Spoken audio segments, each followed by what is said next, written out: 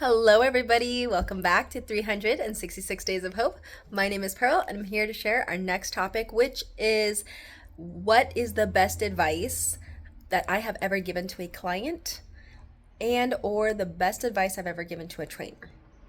Well, I would say the first advice to a client was that to look at their progression not as a linear one where you're just constantly seeing a straight line going straight up, but look at it as waves, but progressing upwards. And the reason why I say to look at it that way is because there is this psychological attitude towards progression, especially in the fitness industry, that if you're not on this linear progression, somehow it's a bad thing. Like if you have a progression as in it's just kind of a wave, you have your ups and downs, you aren't always perfect every single time, then you become psychologically easily discouraged. So my thing is to encourage people to be kinder to themselves by looking at those wavelengths as they project upwards, right? Because we're still wanting that progression overall to be moving forward, but to be kinder to ourselves when we are in our lows. That it's okay to hit those moments. It's okay to have a cheat day. Okay, we always talk about cheat meals, but you know what? If you have a cheat day, that's fine. But jump back onto that wagon and start over and reassess, the things that you've learned and try to get back onto the principles that you've been taught regarding, health, nutrition, and fitness. And I think overall, you'll see over time all of those compounded progressions will end up counting and will end up paying dividends later. But the thing is, it's a progression that we are still moving forward.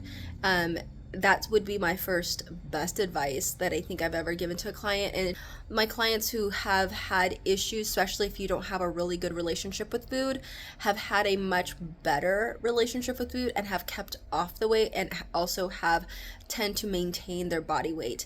And it's really cool to see, them like on social media and seeing them just thriving in their fitness because of the fact that they're no longer kind of looking at the target as a straight line, but more as, there's moments where you are perfect and there are moments that you're not perfect in your fitness, and that's okay. And there's just, like I said, there's just a lot of maturity and kindness towards oneself. So what's the best advice I've ever given to a trainer? You are always a work in progress, because when you're learning your craft, and once you dive into, like, say, one segment of fitness, and like I said, there's like a ton of different aspects to fitness, you are going to master that.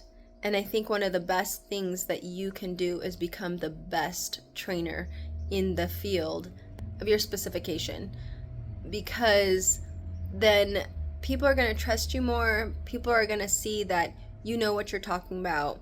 They're going to have confidence in you. They're going to trust you. And I think for me, that's something that I had to constantly learn, and I'm constantly learning.